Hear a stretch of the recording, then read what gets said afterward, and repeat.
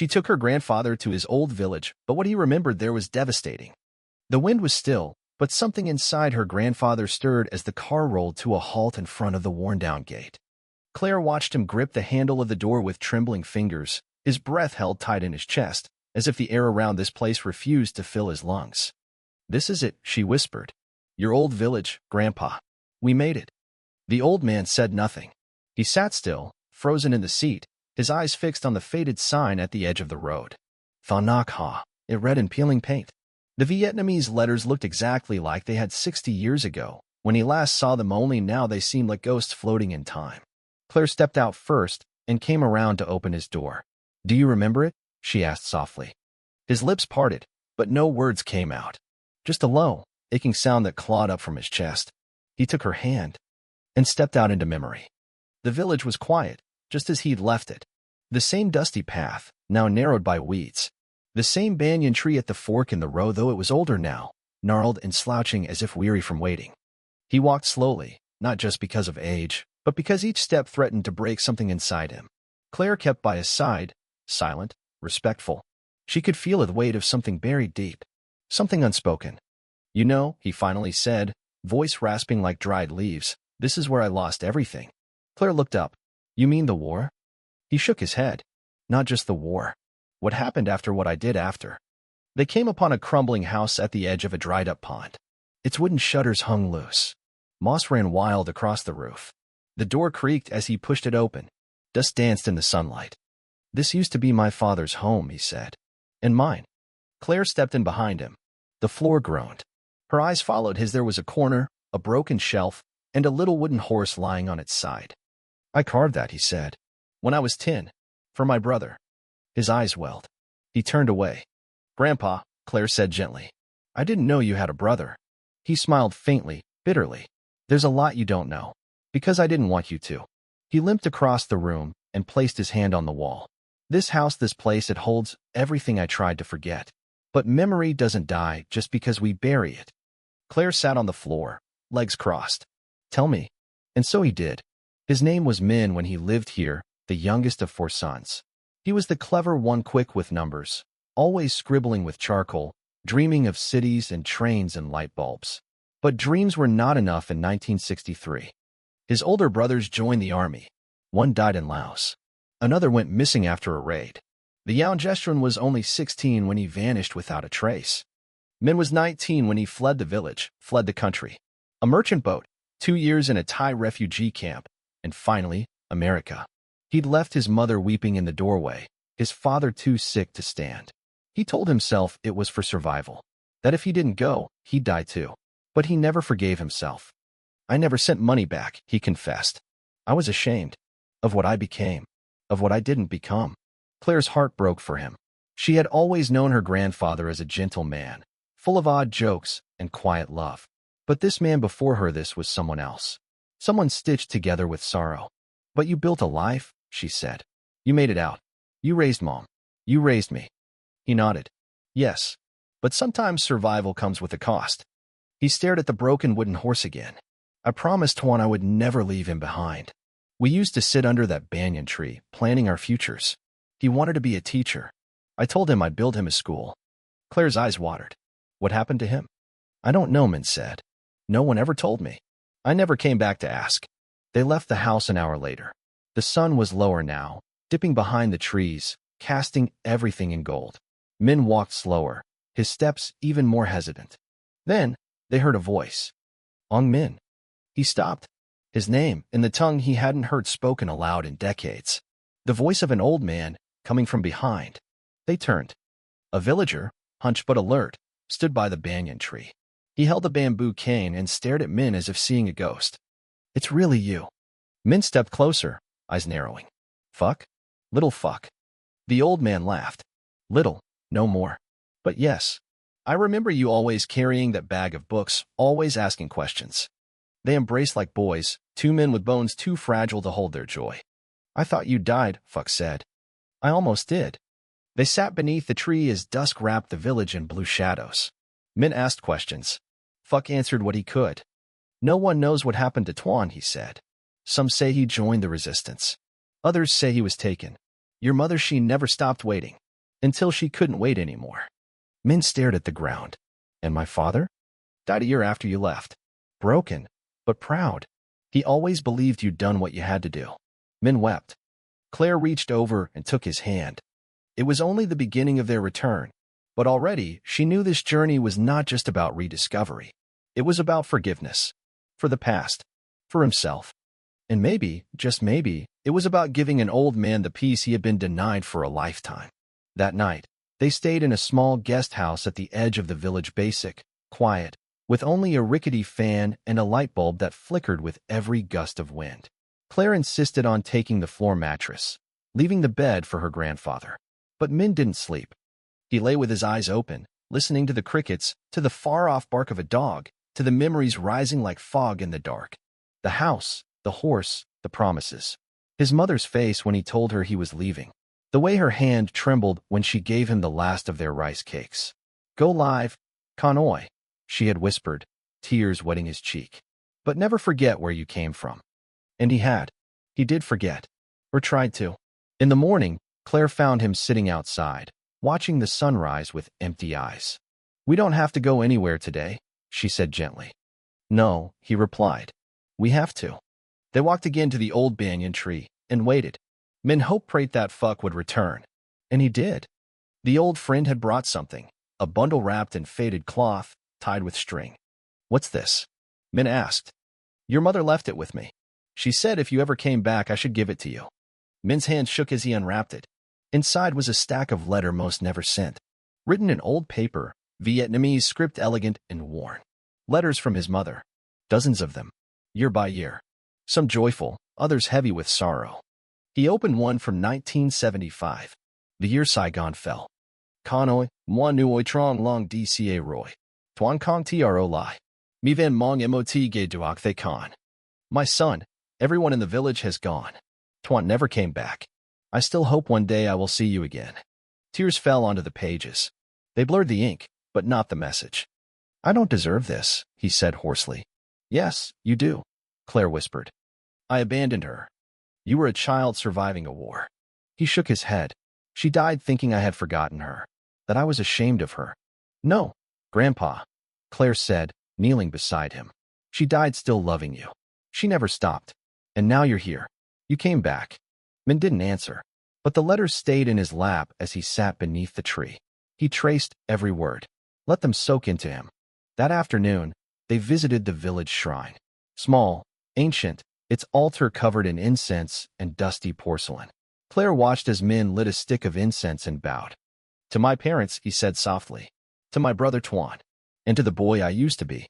He placed the wooden horse from the house on the altar. I kept it, he said to no one in particular. After everything I kept it. Claire left him alone there. She stepped outside and looked over the village, the tiled roofs, the golden light, the fields that stretched endlessly to the north. Her heart ached.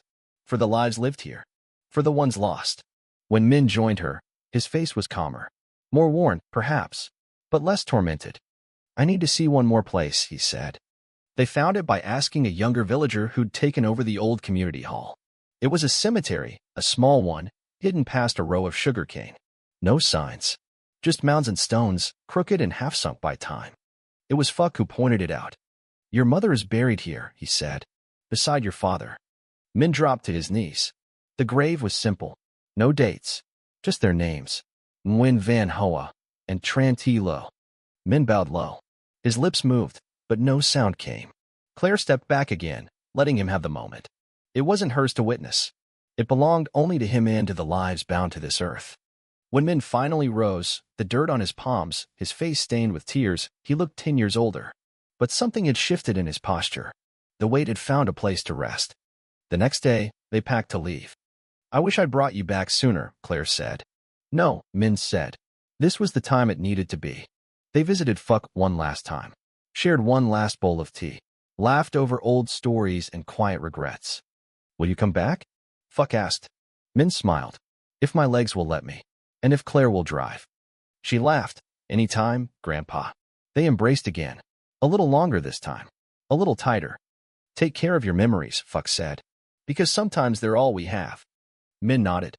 They drove slowly out of the village, Min looking back through the window the whole way. Claire didn't speak.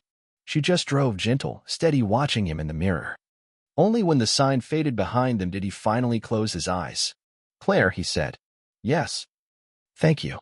"For what?" "For letting me come home." She swallowed hard. "Always." And in the silence that followed, something beautiful happened. Min began to hum. A melody Claire had never heard before. Soft, nostalgic. A lullaby carried from a place far away, sung in a language he once tried to forget but finally let himself remember. They stopped at a roadside tea stall before reaching the highway. It was a quiet place with an awning of rusted metal and plastic chairs stacked in one corner. Min asked to sit a little longer, and Claire didn't protest. As they sipped their drinks, he stared at the table, his fingers absent-mindedly tracing the condensation on his glass. "Did I ever tell you," he said slowly, "about the last thing my mother said to me before I left?" Claire shook her head gently. "No." He smiled faintly, lips trembling. She said, "Live a life that makes your suffering worth it. But don't let survival turn you into someone we wouldn't recognize." I think I did both. Claire reached for his hand and held it in both of hers. "You were never unrecognizable," she said. "Not to me. You've always been kind. Always giving." Min looked at her, truly looked. "You remind me of her, you know. Strong, but not hard. Soft, but not weak." She blinked, surprised. "I never knew her." He nodded. "But she would have loved you. Deeply." They drove on. By dusk, the mountains were behind them, and the lights of the city grew near. Claire thought he would sleep, but he stayed awake, watching everything pass by: the trucks, the shops, the people on motorbikes weaving between cars. "When I lived here," he said, "we used to dream of owning a bicycle. Now look at this place. Everything's so fast. So loud." Claire smiled. "But some things never change. The trees, the sunsets, the way people call each other Chi and Im, even if they've just met." Min chuckled. "And the fish sauce smell in every street." They both laughed. For a while, they didn't talk. It was a comfortable quiet, a shared silence. Then Min said something she didn't expect. "Do you think I could be buried there?" Claire blinked. "In the village?" He nodded. "Next to my parents. Near that banyan tree." Her voice caught for a moment, but she kept it steady. "Yes, I'll make sure of it. I don't need anything grand. Just a simple stone. And maybe that little wooden horse, if it's still at the shrine." "I'll get it," Claire promised. Min exhaled. "Then I can rest." Claire kept her eyes on the road, her grip a little tighter on the wheel. "But not too soon, okay?" she said with a half-smile. He nodded. "Not too soon."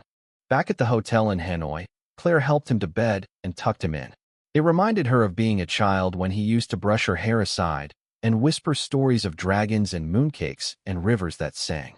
Now, she kissed his forehead. "Good night, Grandpa." He smiled up at her, eyes glistening. "You brought me home, Claire. That means more than I can ever say." She turned off the lamp, but before she left the room, she heard him whisper into the dark. "Tuan, me, I made it back." Then came silence. Not empty but whole. The days that followed were quieter. Min didn't speak much, but Claire could tell something inside him had settled. There was less of the tension in his brow, less of the faraway look in his eyes. He still stared out the window for long stretches of time, watching the city move and pulse below their hotel room, but he no longer looked like he was waiting for something that would never come. One morning, as Claire helped him tie his shoes, he touched her shoulder.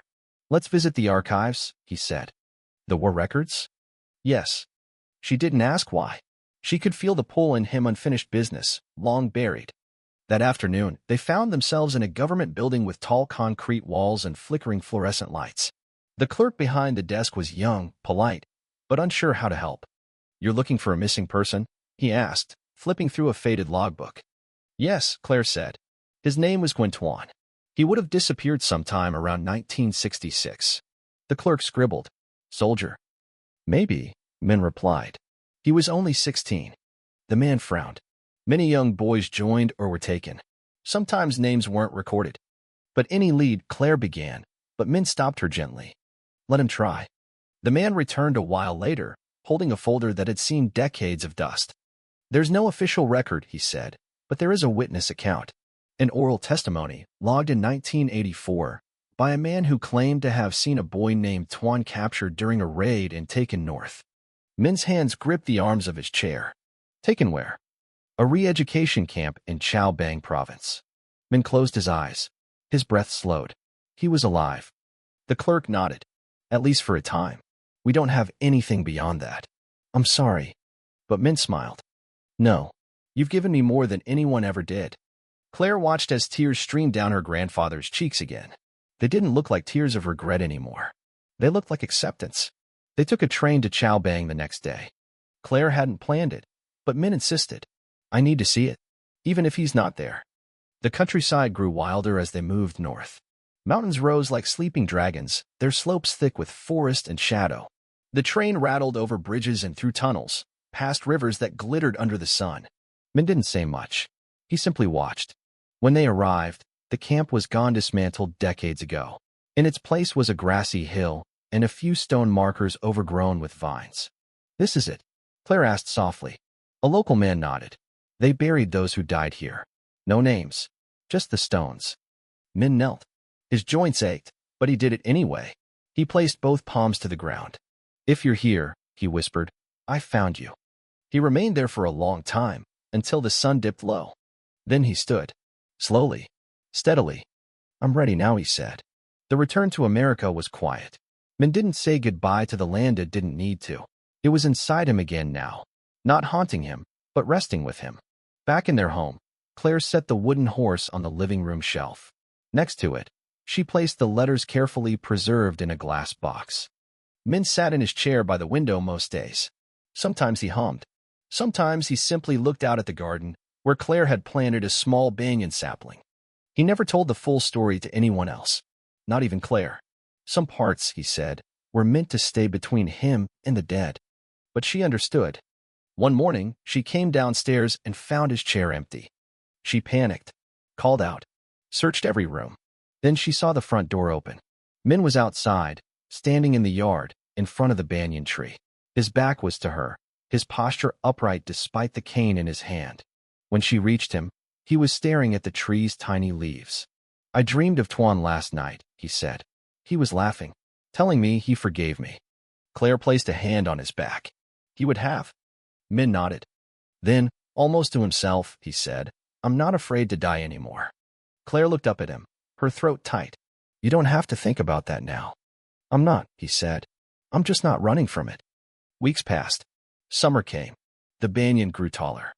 Min began writing again letters. But this time, not to his mother. He wrote to Claire.